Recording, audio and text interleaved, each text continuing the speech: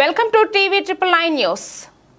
గట్టుపల్ మండలంలోని SV function hall MRO Ramulu ఆధ్వర్యంలో భూభారతి అవగాహన సదస్సు భూభారతి ఆర్ఓఆర్ చట్టంపై అవగాహన సదస్సుకు ముఖ్య అతిథిగా విచ్చేసిన నల్గొండ జిల్లా కలెక్టర్ ఇలా త్రిపాఠి మాట్లాడుతూ ధరణి కంటే భూభారతి చట్టం సులభంగా వేగంగా ముందుకు అడుగులు వేస్తుందన్నారు.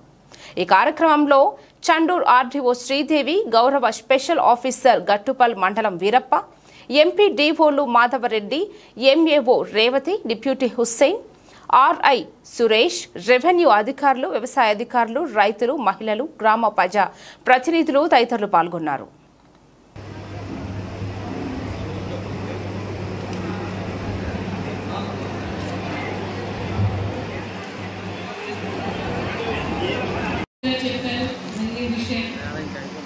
మళ్ళీ ఇంకొకసారి భారతీయ అవగాహన సదస్సుకి చేసిన మా సోదరుమణి శ్రీదేవి ఆర్డీఓ గారికి, మండల స్పెషల్ ఆఫీసర్ అధికారికి, ఈ కార్యక్రమానికి అధ్యక్షత వహిస్తున్న రాములు ఎంఆర్ఓ గారికి, ఇతర అధికారులకి, అంత భారీ సంఖ్యలో అంటే నేను అనుకున్న దానికంటే ఎక్కువ మంది వచ్చారు ఇక్కడికి. సో మీ అందరికీ నా నమస్కారం అండి.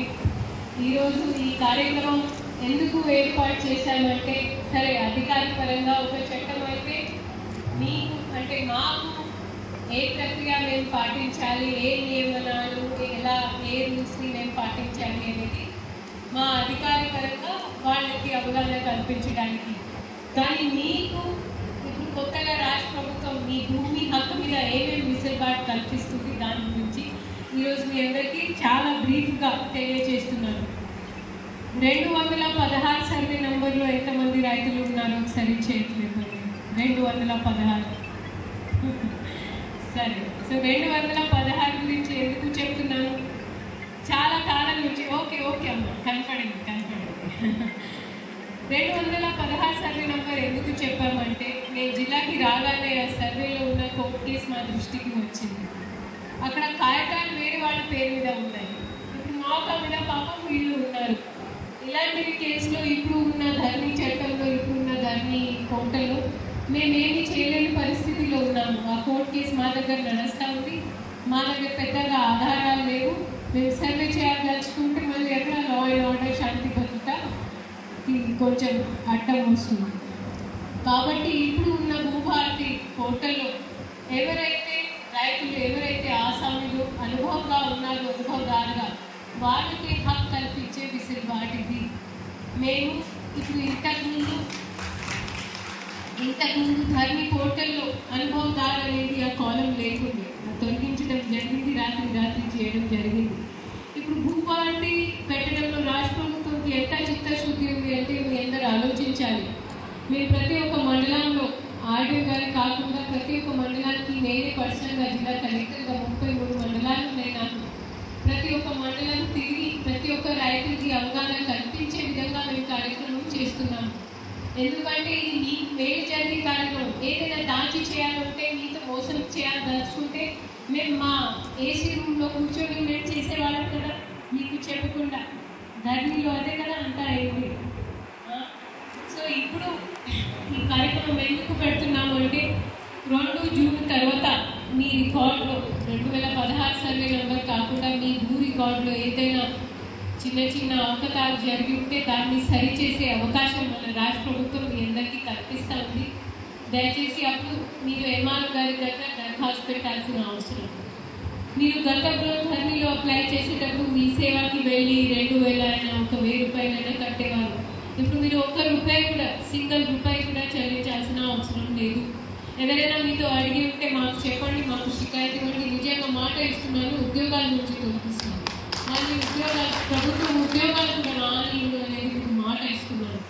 ఎందుకంటే అంత చిత్తశుద్ధితో ఒక ముఖ్యమంత్రి స్థాయిలో, చీఫ్ సెక్రటరీ స్థాయిలో అంత చిత్తశుద్ధి ఉంటే గ్రామ స్థాయిలో ఉన్న అధికారులు మీకు మోసం చేయడానికి అసలు హక్కు లేదు.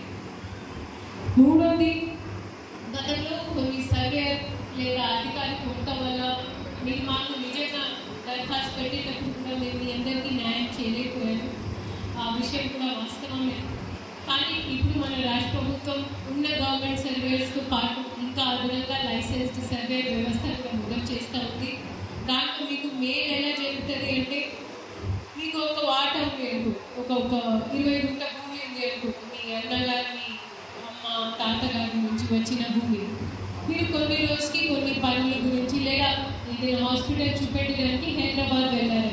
ఈ మధ్య ఈ చుట్టుపక్కల ఉన్న అదేవిధంగా ఇతర డిపార్ట్మెంట్ నుంచి వచ్చినటువంటి అందరూ అధికారులకు, పత్రికా విలేకరులకు, రైతులకు అందరికీ కూడా హృదయపూర్వక నమస్కారాలండి.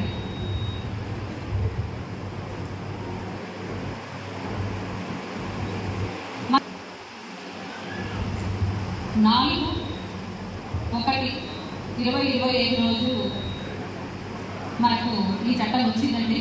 దీనికి సంబంధించినటువంటి రూల్స్ అనేవి మొన్న 14th ఏప్రిల్ 2025 అంబేద్కర్ గారి జయంతి రోజు మనకు రూల్స్ కూడా వచ్చాయండి.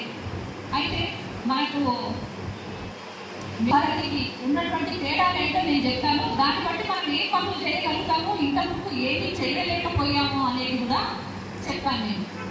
అయితే మనకు ధరణి చట్టము అనేది ఏర్పాటు చేస్తున్నాము 2020 సంవత్సరంలో కూడా. కానీ మనకు దానికి సంబంధించినటువంటి రూల్స్ ఏవి కూడా మనకు లేవు, ఫ్రేమ్ చేయలేదు. అయితే మనం చేసే పనులకు చట్టబద్ధత అనేది లేకుండా పోయింది. ఇప్పుడు అలాంటిది లేదు. మనం రూల్స్ అనేవి మనం ఫ్రేమ్ చేస్తున్నాము. ఆ రూల్స్ ప్రకారంగా మనం ఇప్పుడు పని చేస్తాం. అయితే ఏ చట్టానికైనా కూడా రూల్స్ ఉంటే ఏంటి అంటే ఆ చట్టము అనేది ఏ పని అని చెప్తుంది, ఎలా చేయాలి అని చెప్పేది రూల్స్ అన్నట్టు. దీంట్లో మనకు మేజర్గా ధరణి లోపల ఏదైతే రికార్డుతో ప్రస్తుతానికి మనం దాన్ని యథావిధిగా మనం తీసుకుంటున్నాము అదే భూమి హక్కుల చట్టం ROR అని. అయితే దాంట్లో మనకేమైనా మార్పులు అంటే మీ పేరేమైనా తప్పుగా పడనియండి, మీ విస్తీర్ణం తప్పుగా పడనియండి, తర్వాత మీ దాని క్లాసిఫికేషన్ తప్పుగా పడనియండి, అలాంటివన్నీ కూడా మీరు దరఖాస్తు చేసుకోవడానికి మనకు 1 సంవత్సరం గడిపించారు. అయితే ప్రస్తుతం మన రాష్ట్రం లోపల మనం ఏమంటున్నాము, చట్టం వచ్చింది, రూల్స్ వచ్చినాయి అంటున్నాము. మరి ఇప్పుడు మీరు ఆ పని చేస్తున్నారా అని అంటే మనం ఏం చేయట్లేదు. ఎందుకు అంటే పైలట్ ప్రాజెక్టుగా రాష్ట్ర వ్యాప్తంగా